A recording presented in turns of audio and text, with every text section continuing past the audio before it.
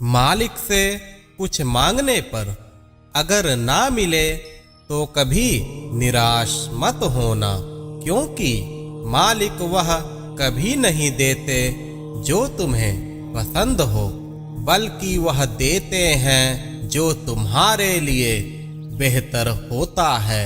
मेरे बच्चे, तुम अगर ईश्वर के शरणागत हो तो हमेशा धैर्य रखो, उन पर अखंड विश्वास रखो। उन्हें यह अच्छी तरह पता होता है कि तुम्हारे लिए क्या उचित है और क्या अनुचित।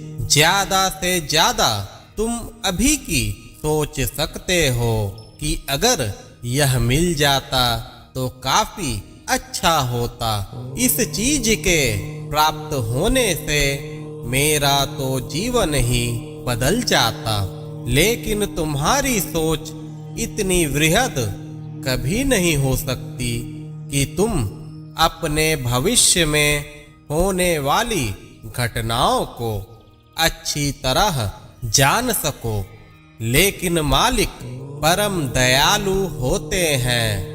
यह संभव है कि तुम कभी कभी भगवान से दुखी हो जाते हो, क्योंकि तुम्हारी इच्छा अनुसार वह तुम्हें नहीं देते। लेकिन यह हमेशा स्मरण रहे कि मालिक अति दयालु होते हैं। उनकी योजनाओं का तुम्हें कदापि ज्ञान नहीं होता। वह सिर्फ इस जन्म के लिए नहीं बल्कि आने वाले कई जन्मों की रूपरेखा तैयार कर रहे होते हैं। आने वाला समय तुम्हारे लिए कैसे सुखदाई हो, वह इस पर कार्य करते हैं। आने वाली विपत्तियों से कैसे तुम्हें दूर रखना है, वह इनकी योजना बनाते हैं। मालिक का रूप काफी वृहद होता है। उनकी सच्ची परख इंसान के सोच से बाहर होती है।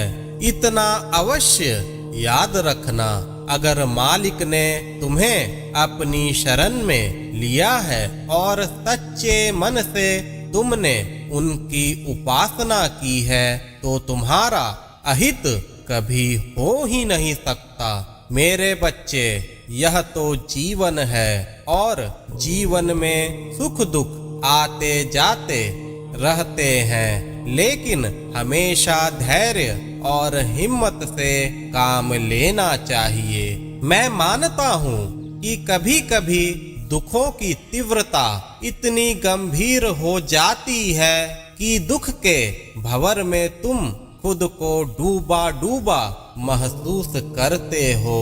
तुम्हें ऐसा एहसास होने लगता है कि अब कुछ भी बचा नहीं है।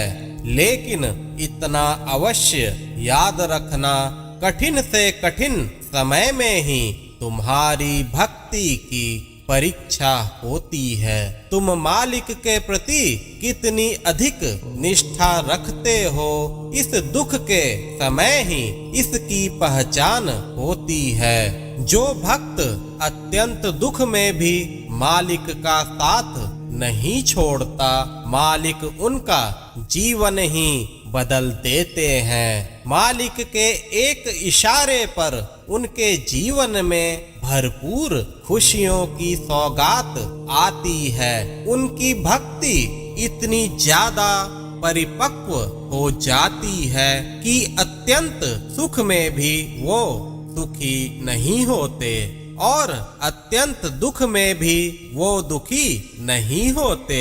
उन्हें मालिक से अभिन्नता प्राप्त हो जाती है। ऐसे भक्तों के मालिक भी दास बन जाते हैं। अपनी भक्ति को कभी भी कमजोर ना समझो। भक्ति में ऐसी शक्ति होती है जो तुम्हारे जन्मों जन्मों के कष्टों को समाप्त कर सकता है। श्रद्धा के साथ साथ हमेशा सबूरी बनाए रखो मेरे बच्चे। हमेशा खुश रहो। मेरा आशीर्वाद तुम्हारे साथ है।